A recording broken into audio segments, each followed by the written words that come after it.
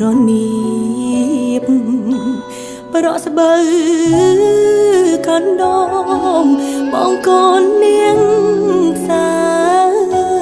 ជីវភាពល្អកូនកូននាងមានប្រ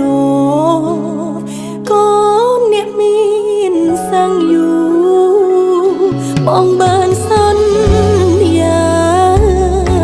ចប់ការសិក្សារៀបការនឹងអូនបងចូលដល់ក្រុងបងលងនឹងភ្លើងផ្លេចស្រុកស្រែយើងបងផ្លេចសង្សារស្រុកស្រែយើងស្រូវទុំហើយបងមកស្រុកទេបងមកស្រុកទេបងអើ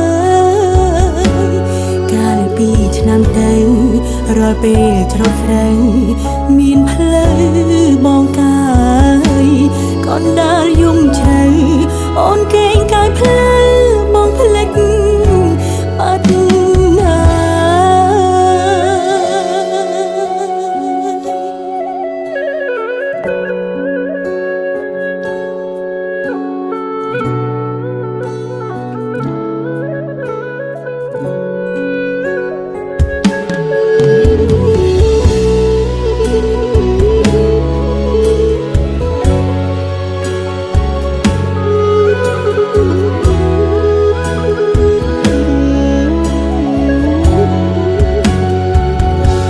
ណាបងផ្លេច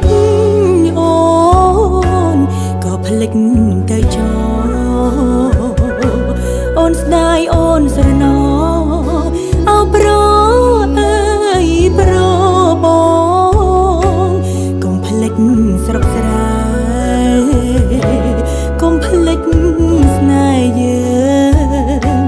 ធ្លាក់ខ្យល់ពីជើងអូននៅអាំងភ្លើងចាំបងស្រូវទុំហើយបងមកស្រុកទេបងមកស្រុកទេបងអើយកាលពីឆ្នាំទៅរាល់ពេលច្រូតស្រូវ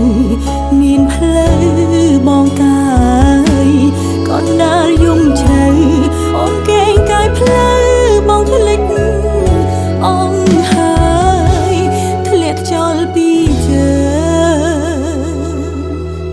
ដឹងឃើញរឿង